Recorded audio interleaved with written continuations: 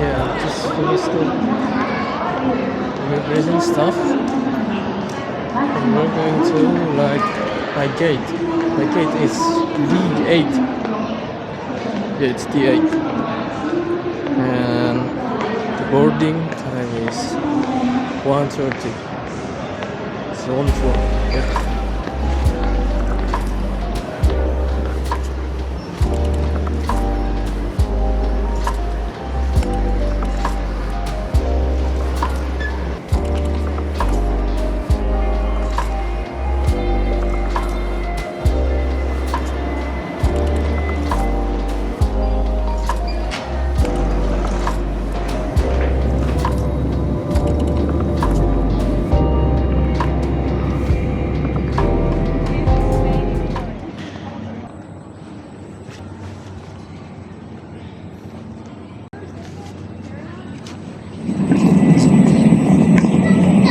Welcome to Vietnam.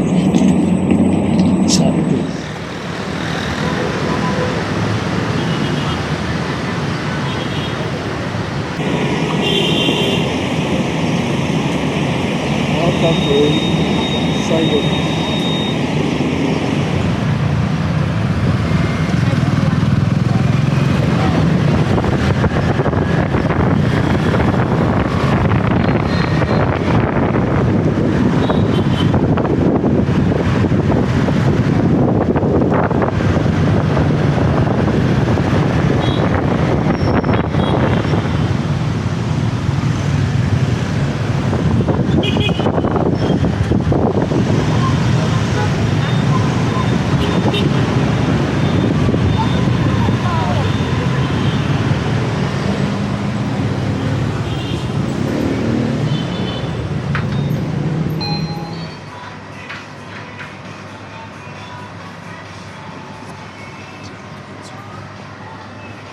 Tomato sauce.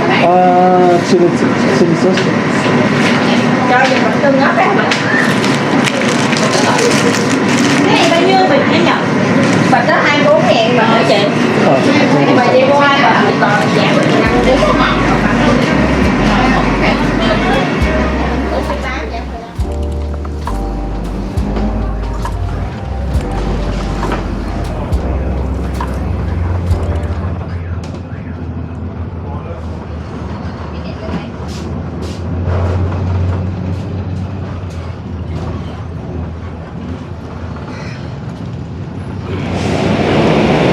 I'm going to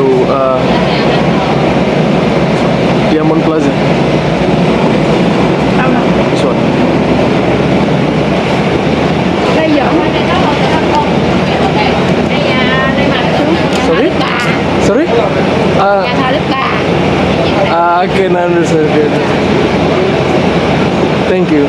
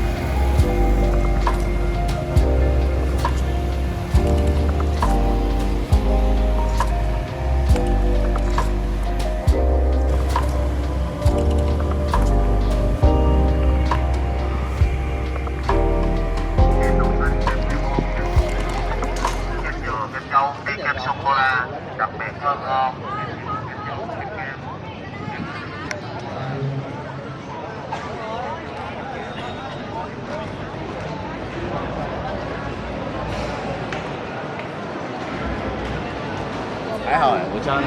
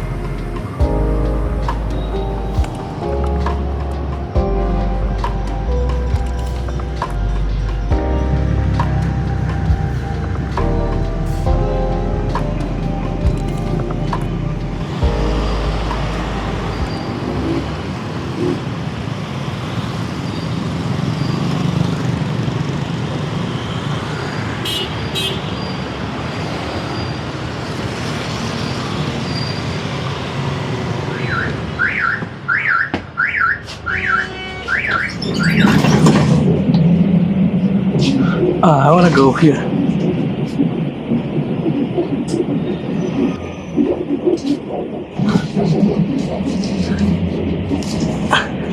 How much? 6,000.